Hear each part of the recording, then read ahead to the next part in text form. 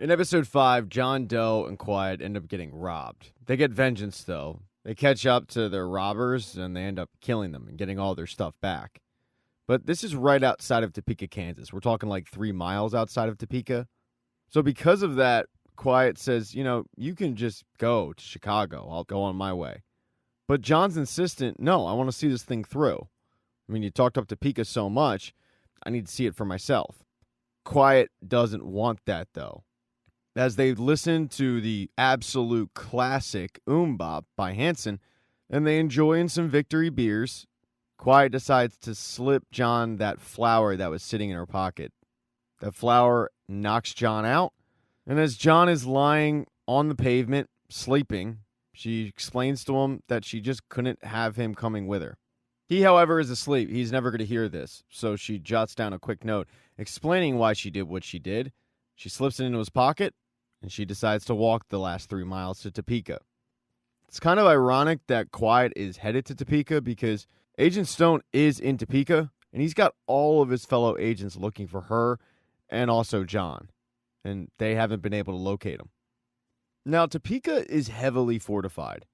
This place is crawling with agents. They have checkpoints all over the place. It's not going to be very easy for Quiet to just get inside, find Stone, and kill him. But these agents aren't exactly the brightest bulbs in the shed. In fact, most of them are just idiots. Quiet uses this to her advantage while living up to her name. She sneaks into a patrol car very quietly as 2 agents end up pissing on a body outside. This allows her to get inside Topeka as the unassuming agents just drive her right inside. Once they're actually in the clear inside Topeka's borders, that's when she ends up killing them, dumping their bodies outside and stealing the patrol car. While she's driving around, she starts to think to herself maybe this was a mistake. They've got bodies tied to lampposts of people that broke the rules and for minor infractions, and she starts wondering what they would do to her if she was caught. On top of it, she has the ghost of her brother whispering in her ear what a dumb move this is. This doesn't get her to turn around, though, and ditch her plan. She still wants to get vengeance. While driving around, looking for Stone, hearing her dead brother talk to her, she comes across the Agent Stone statue that is erected in the center of Topeka. She can't believe it. She can't believe that these people think that this guy's a god, that he convinced all of them that he brought law and order to a lawless country. But as her and her brother are discussing the statue, one of the agents comes up to the truck and wants to know why her patrol vehicle is idling. She tries to talk her way out of this one, but her hand betrays her. The fact she only has 4 fingers on one of it gives away who she really is, and it forces her to flee the scene. Her brother is still trying to convince her to get out of this. Get out of Topeka, give up on this stupid idea, but she won't do it. Even though she's got all these patrol vehicles behind her chasing her down, she still won't give up on the idea of killing Stone. But right as she decides that her brother is right, that she should abandon this plan, that she should flee, her radio goes off and it's Agent Stone. He gives her a choice. She can run, but she'll be hunted down. Or she can meet up with him and they can have a little chat. The decision's made a lot easier by the fact that she is surrounded, and if she does try to flee, her car's probably getting lit up with bullets. So even though she had finally decided to flee, she turns her car around and goes to meet with Agent Stone. When she goes to the predetermined location, there's Stone waiting for her in his car. They both kind of make a beeline for each other, shooting at each other, trying to destroy one another. It seems like Quiet is able to get the jump on Stone, but he knows the area better, and he gets the jump on her. It results in Stone firing a missile at the truck that Quiet is driving, and it flips her vehicle, and she's basically dead to rights. The thing is, Stone is probably the worst shot I've ever seen. I mean, he's in a car. Right in front of him is this girl that he's trying to kill, and he can't hit her with bullets.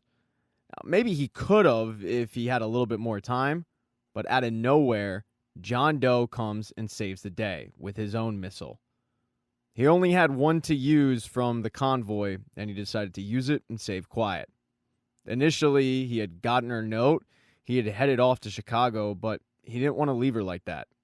So he arrives just in the nick of time. The explosions, however, have knocked Quiet out.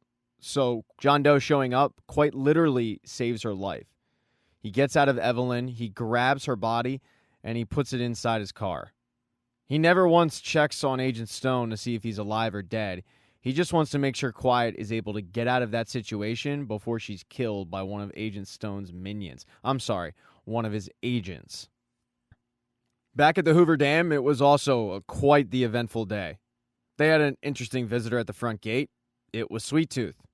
And when Sweet Tooth visits, he's not into open road licenses. He makes his presence felt pretty quickly by sticking a grenade in one of the agents' mouths and then heading inside the dam. For Stu, Sweet Tooth's arrival comes at the perfect time because he's just waiting to be executed for his, quote, crime. And most of the agents have never seen anybody like Sweet Tooth. He's a big guy, he's intimidating, he knows how to wield a machete, and boy does he ever. I mean, he dismembers a lot of these agents in quick fashion, and what happens is everybody that was waiting to die ends up applauding him. The audience that Sweet Tooth was looking for, he found it in the dam. There's something, though, about Stu that catches Sweet Tooth's eye. Stu's a little bit freaked out by this killer clown, but then again, he seems nice enough. I mean, sure, he's killing people, but he's killing people that wanted to kill Stu. One of those people that Stu had missed was Mike. Mike was hiding from Sweet Tooth, and Stu saw him, but instead of ratting out the guy who put him in that situation, Stu stayed loyal to his friend and didn't say a word, letting Mike get away. Stu really appreciates what Sweet Tooth did, and he thanks him for it. And Sweet Tooth tells him it's not a problem, but Stu has to understand that in the world outside, he's going to have to bite down every once in a while and become a wolf. That's just something that Stu doesn't think he has. He doesn't have that kind of makeup. But Sweet Tooth does. And Sweet Tooth invites Stu to come aboard, travel the country with him. Stu doesn't have any other plans, so he says, yeah, why not? All right, screw it. I'll go with you. Stu takes a seat in the back of the ice cream truck, and then he comes up with a phenomenal idea. He grabs the map of all of the outposts, and he tells Sweet Tooth there are outposts just like this one all over the place. If we hit every single one of them, and you free all of the prisoners in them, you're going to have an audience that you could only dream of. You're going to have an army. So far, Sweet Tooth has probably 7, 8, quote, fans. But now he's ready to tour the country and get some more. Thank you so much for checking out this recap. Please consider subscribing to the channel and subscribing to my Patreon. Hit thumbs up if you liked it. Smash that thumbs down button if you thought it sucked. If you left a comment, I don't get back to you. I usually don't check the comments unless they're like a super comment. Also, if you don't see the next video up on the end screen, not to worry. It'll be up in a day or two.